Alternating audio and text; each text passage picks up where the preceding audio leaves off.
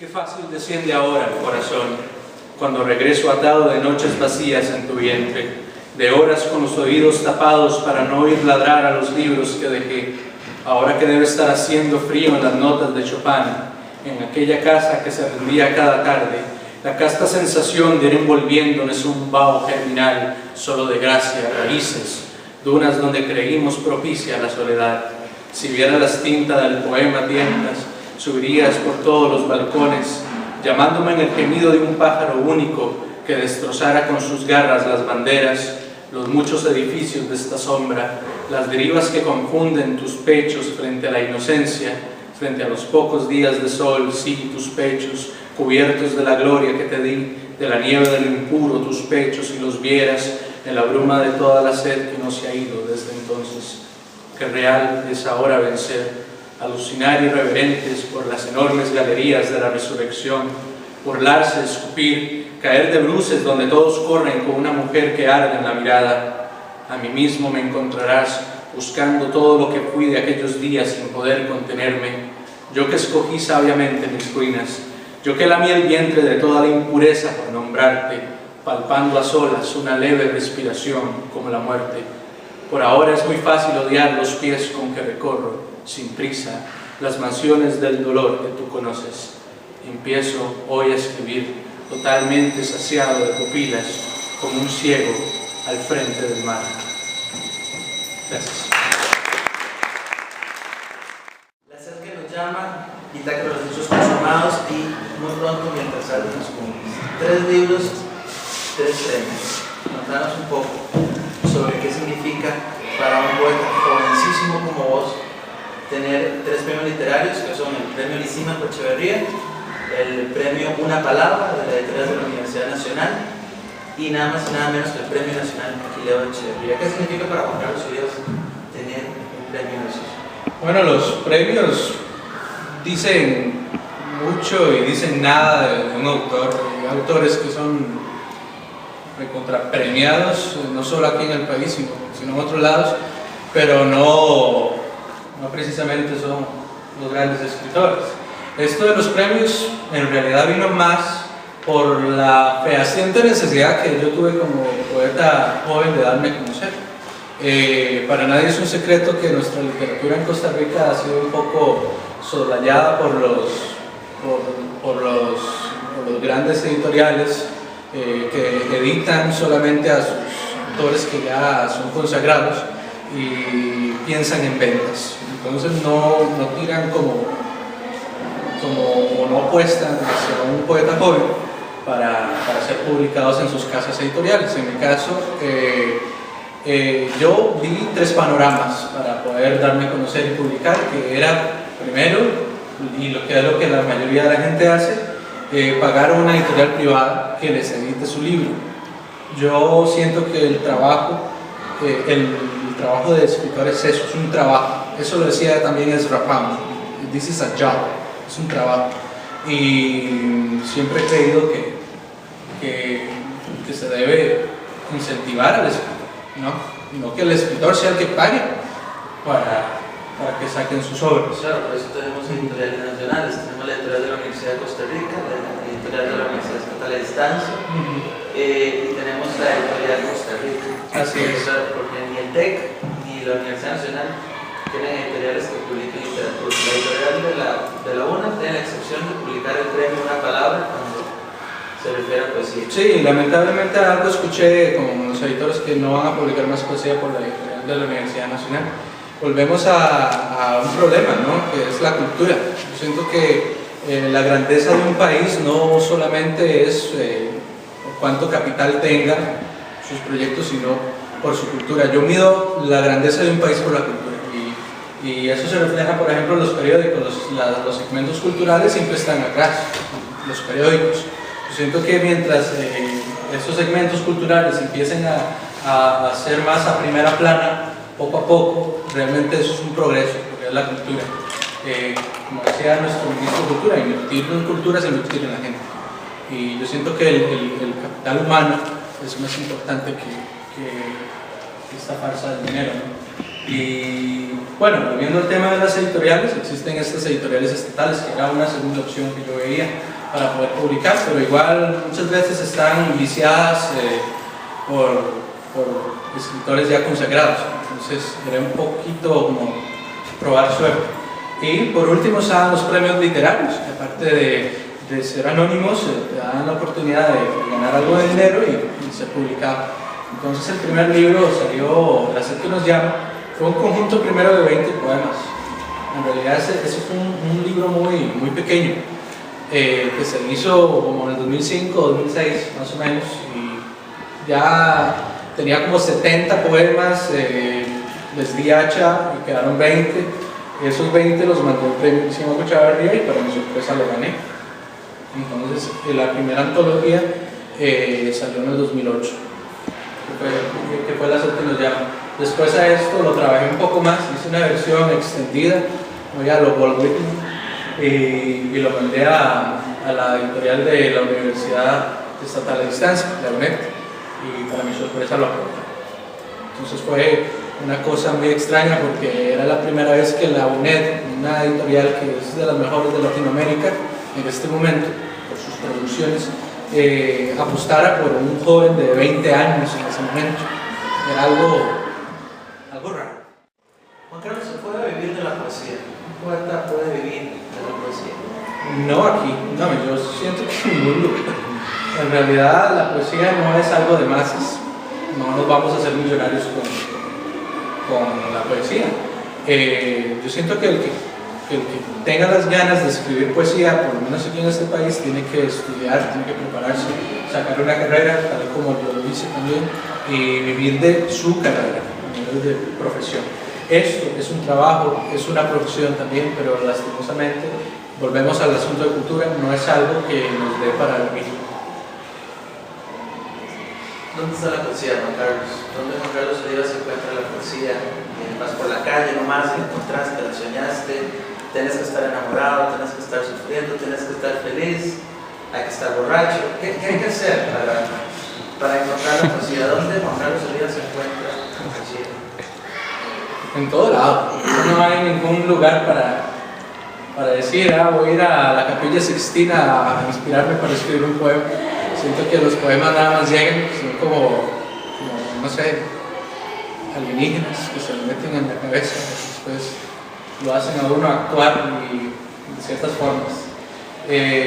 Estar borracho, yo no puedo escribir borracho, sigo tomando. Pero se toma o se escribe. Se toma o se escribe, pero no las dos cosas, y cuando lo he hecho han salido cosas que no me gustan. Entonces no puedo escribir borracho, no soy como de rituales, de irme a escribir a las 3 de la mañana todos los viernes, porque a esa hora es cuando llega la iluminación, la calavera en el escritorio, con un vaso de absenta. No, esas son cosas que se pueden hacer, pero no precisamente para escribir poesía. Yo siento que no, simplemente cuando me llega lo escribo, y punto. A veces la idea me llega, a veces la tengo incluso una semana, está ahí dando vueltas, y de pronto otro nada más la plasmo en el papel. Siempre el papel en blanco da cierto temor, y es todo un reto cuando veo ese papel en blanco y empezarlo a llenar con símbolos que después van formando algo que el lector se puede llegar a identificar. El trabajo de un escritor es 10% inspiración, 90% trabajo. Esto es un trabajo que requiere constancia. A veces pasan temporadas donde las cuestiones triviales de la vida no lo dejan a uno escribir. Bueno, yo soy casado, tengo un niño de año y medio que me tiene como loco, y requiere mucho tiempo. Y también trabajo, todo esto. A veces pasan semanas y no escribo, pero yo sé que va a llegar un momento dado en que voy a tener que volver al escritorio y escribir algo para no perder ese hilo conductor que me mantiene activo. Y también es leer, ¿verdad? Yo siento que la lectura es también lo que nutre a la escritura, ¿no? En el caso de nosotros, desde siempre decimos somos lo que comemos, pero no, en el caso de un escritor es somos o nuestra escritura es lo que se lee. Una vez le preguntaron a Ramón que si los poetas aprendían de otros poetas. Yo ahora se lo quiero preguntar a Juan Carlos Uribe. Los poetas aprenden de otros poetas. ¿Cómo aprenden los poetas? Es la lectura. Yo siento que un autor que a mí me ha marcado mucho es Octavio Paz, T.S. Eliot también. Y como el mismo Eliot decía, a mí me costó mucho leer a T.S. Eliot y todavía lo leo, no lo entiendo al 100%, pero yo sé que hay algo que es una fuerza increíble, que quizás es lo que habla Octavio Paz del metalenguaje, algo que está más allá de las palabras y que al fin y al cabo es la poesía. Pero precisamente en estos textos que me han costado más han sido los que he sido más asiduo. Si un texto es plano, parco, no me dice nada, simplemente lo descarto. Existe lo que se llama talleres literarios. ¿Qué piensa Juan Carlos Olivas sobre los talleres literarios? Por ahí me encontré un verso tuyo que me hizo un poco pensar en esto, que anduviste por siniestras sinagogas. Perdón por interpretar, sé que no debería, y no obstante me resulta inevitable. Los talleres literarios, lugares donde un poeta enseña a otros poetas cómo escribir. El lugar donde otros poetas enseñan a otros poetas cómo escribir me suena un poco pretencioso. Yo sí he estado, por experiencia propia, sí estudié en varios talleres literarios, pero quizás era un contexto un poco más distinto. Por ahí del 2003, 2004, ya yo tenía bastantes poemas, tenía muchísimos poemas, había leído algunos poetas ticos, otros extranjeros, y ya yo tenía ciertos poemas listos, pero yo sentía que hacía falta un empuje, como que alguien llegara y me dijera: esto no me parece, estás haciéndolo mal, o esto me parece muy genial, y yo ocupaba crítica. Entonces conocí, por cuestiones del azar y esas cosas de los astros alineados, a Rolando Merayo, que era un gran amigo mío de mi generación allá en Turrialba, y empezamos a compartir poesía. Pero aquello era algo tremendo, porque él no sabía mucho de poesía, yo tampoco sabía mucho de poesía, y aún así nos criticábamos como si fuéramos, no sé, Pound y Eliot. Pero ya después vimos que había una necesidad de que alguien con un poquito más de experiencia nos dijera algunos comentarios, y fue cuando empezamos a buscar a Marco Aguilar, que fue uno de los poetas fundadores del Círculo de Poetas Costarricenses, que nació en los 60 con Jorge de Bravo. Y estos chicos marcaron quizá la generación de la poesía costarricense en los 60.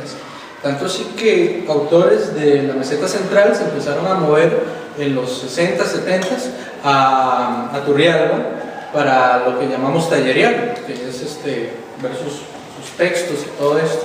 Marco cayó en el alcoholismo y se silenció por más de 20 años, hasta hace poco, que ya reformado tomó la poesía y publicó. Jorge de Bravo, ustedes ya saben que murió por culpa de un conductor borracho. Yo no era Marco Aguilar. Y Laureano Albán, que era el tercer miembro, pues se fue para Europa y se hizo famoso allá y se convirtió en el Malinche literario de Costa Rica.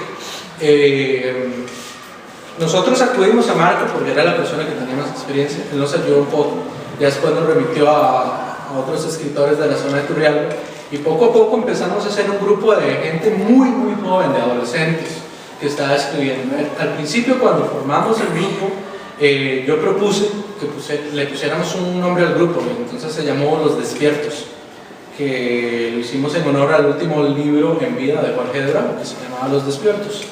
Este grupo se mantuvo activo como por 4 años, una cosa así.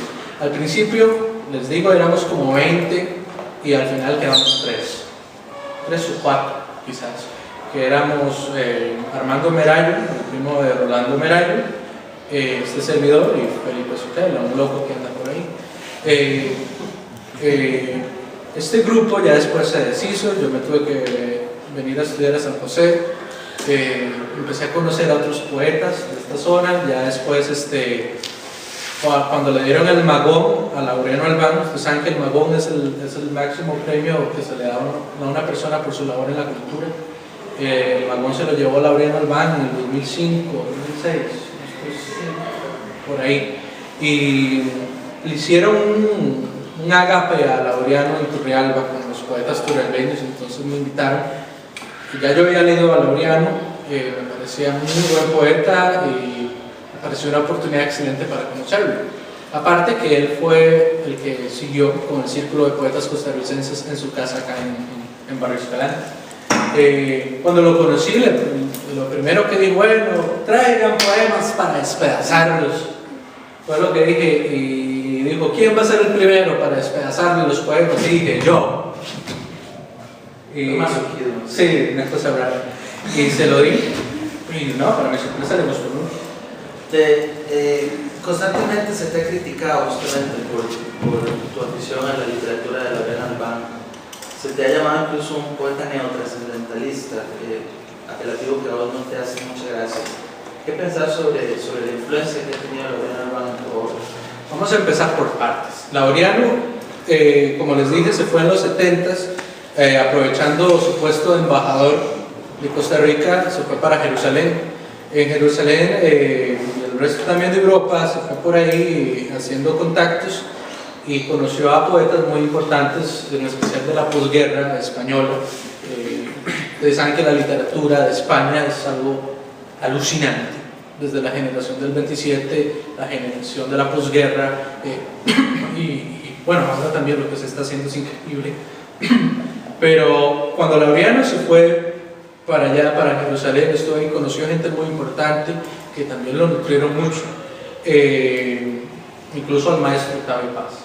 Después se fue para España como embajador también, y en España empezó a hacer su obra importante. Él ya tenía por lo menos unos 5 libros publicados en Costa Rica, que habían pasado sin pena ni gloria, pero la punta del iceberg aquí en todo esto fue su libro Herencia del Otoño, porque este libro ganó el premio Donais en 1979. El premio Donais es uno de los premios, o es quizás el premio más importante de poesía en español del mundo.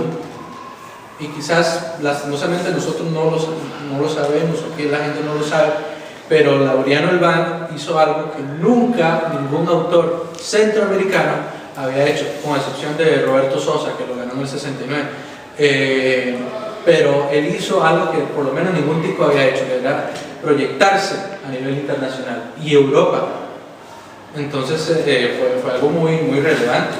Ese libro dio mucho de qué hablar y hasta el día de hoy, en lo personal, me parece el mejor libro de Laureano. Ya después de que él se repitiera y todo eso, ya es cuestión aparte. Ganó otros 5 o 6 premios más, también importantes, pero la Donais fue el boom.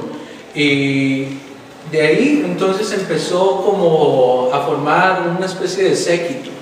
Y él hizo algo muy interesante, que fue proponer un nuevo tipo de escritura, que era el trascendentalismo. Y eso es lo que va Luis, por ejemplo, hablando de esto, que era precisamente el metalenguaje. El trascendentalismo, hay algo muy importante que resaltar, que no es algo que inventó Laureano Albán. El trascendentalismo ya venía desde las ideas del surrealismo con André Breton, ya venía con las ideas de la poesía mexicana de los 60, 70 y 80, también venía de la filosofía incluso más atrás con Kant,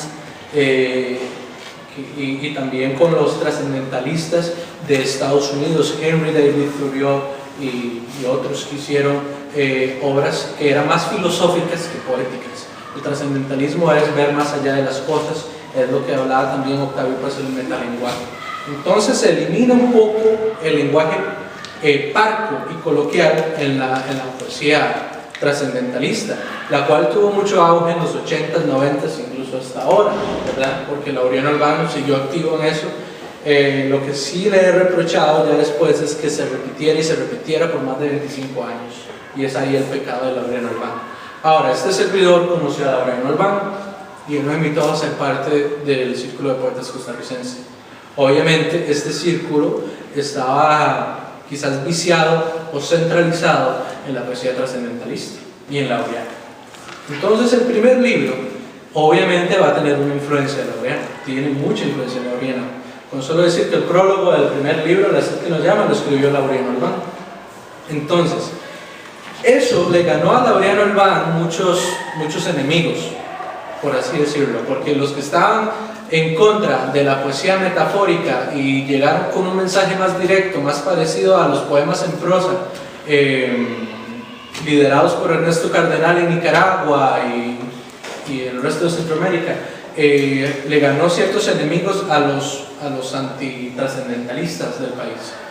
Se formaron dos bandos que se picaron mucho, por así decirlo, y a mí, cuando salió este primer libro en 2009, se me marcó como trascendentalista. Llegó un punto donde se me marcó tanto que no me gustó, por el hecho de que yo siempre he creído que la poesía es algo muy libre, es algo que no cae en los géneros. A mí no me interesa si soy trascendentalista, si soy no sé, antitrascendentalista, si soy sapricista o lo que sea. A mí lo que me interesa es que ustedes, los lectores, les guste lo que hago y que se sientan identificados. ¿Me explico? Es llegarle a la gente, no importar lo que es los géneros. Y traté entonces de despegarme un poco de esta influencia trascendentalista, empecé a leer otras cosas, dejé de ir a talleres literarios, eso es importante recalcarlo, no formé ya más talleres literarios, y mi taller literario fueron los libros. Esos fueron los que realmente ya me terminaron de formar. Y yo siento que no he terminado de formarme. Todos los días leo algo y todos los días aprendo algo y siento que todavía estoy empezando en la literatura.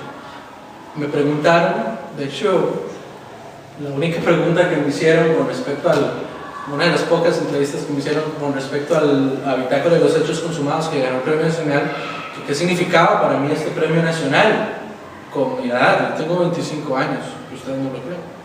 No, sí, lo creemos. Más. Pero con este primer libro, el segundo libro, perdón, un Premio Nacional de Literatura, eso tiene mucho peso. A mí me preguntaron que qué significaba eso, que si ya había alcanzado cierta gloria, ¿vale? Yo dije no. Paradójicamente, esto es apenas el inicio de algo. Es como empezar desde cero.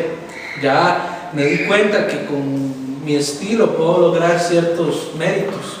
Que la crítica lo tome, que los lectores lo lean, pero la evolución es constante y yo me siento en un periodo de renovación y siento que va a salir algo más importante.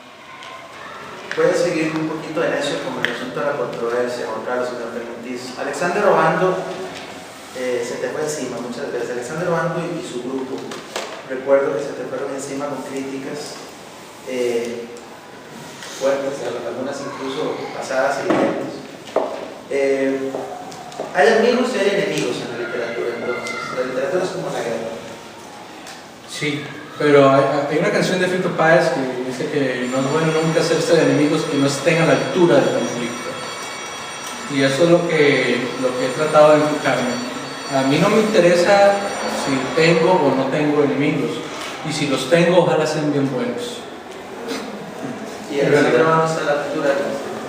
Quizás, como novelista. Ahora, voy a marcar algo. Hay que agradecer mucho el hecho de que yo no sea entrevistador, ¿verdad? Eso está muy caro.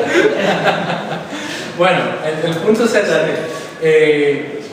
He tenido, yo no siento que enemigos, porque en realidad lo que hace un enemigo a lo que hizo Alexander Obando al empezar a hablar fue precisamente visibilizarme, porque quizás mucha gente que no me leía porque simplemente no me conocía, leyeron en su bitácora Alexander Obando un comentario de un fulano, Juan Carlos Olivas, diciendo que era esto, que era lo otro, y dijeron, bueno, ¿y quién es Juan Carlos Olivas? Vamos a ver qué hizo. Yo siento que es eso. Y una vez, bueno, Alex, eso lo hizo a nivel de Facebook, y lo hizo con los blogs que él tenía, ¿verdad? Bueno, que tiene.